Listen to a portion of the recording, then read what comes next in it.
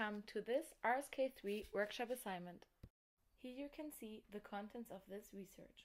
In the literature, Scott and Bruce defined 5 decision-making styles, namely rational, intuitive, dependent, spontaneous, and avoidant, whereby intuitive and spontaneous and dependent and avoidant are positively related. Moreover, high rational scores were related to low intuitive, avoidant, and spontaneous scores.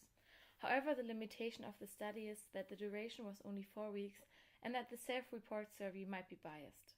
Though Salo and Allwood associated males with higher rational styles and females with dependent, Liu did not find any gender difference in the sample of management undergraduates. As main findings regarding age, one can point out that with increasing age, decision-making is more based on experience and less on intuitive and avoidant decision-making style. Limitation of this research are that findings are inconsistent, and also race and different background differences were not taken into consideration. Finally, other factors that influence the decision-making process will be elaborated on. One of them is stress. Stress is positively related to avoidant decision-making style, and sources of stress are tendency to worry, neuroticism, anxiety, sleep quality, dealing with tenseness, and workplace problems. Besides that, Spicer and Sandler-Smith found that decision-making styles are linked to personality dimensions. All in all, further research is needed, which directly links us to the research questions of this research. Is there a gender difference regarding business students' decision-making styles? Is there a relationship between business students' decision-making styles and their business experience? And finally, what factors may negatively influence the decision-making process of management teams in your internship company? Here you can see an overview of the methodology according to Sandler's research onion. Time constraints do not allow to go into further detail, but the final layer will further be explained in the next slide. In quantitative research, cluster random sampling is applied with the final year students at IBS.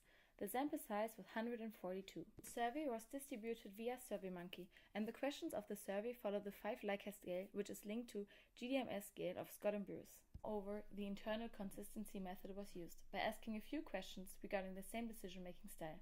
The data analysis tool is SPSS. Regarding the qualitative research, the non-probability method quota sampling is applied.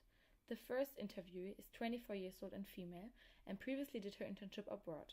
The second interviewer is male, 27 years old, and observed his last internship about 2 years ago. The interviews were conducted face-to-face, and the questions were semi-structured, also including follow-up questions. Data is analyzed with RSTI and themed, categorized, and coded. The slide will further elaborate on reliability and validity. First of all, the interview might be biased according to different perceptions or individual experiences. Secondly, there is also a server limitation due to the lack of conscious responses. However, Cronbach's alpha is applied and is ensured with 0.79. Let's first consider the variables gender and decision-making. At a 95% confidence level, there is no significant relationship, so the null hypothesis is accepted. Since the p-level is 0.397, it is above 0.05.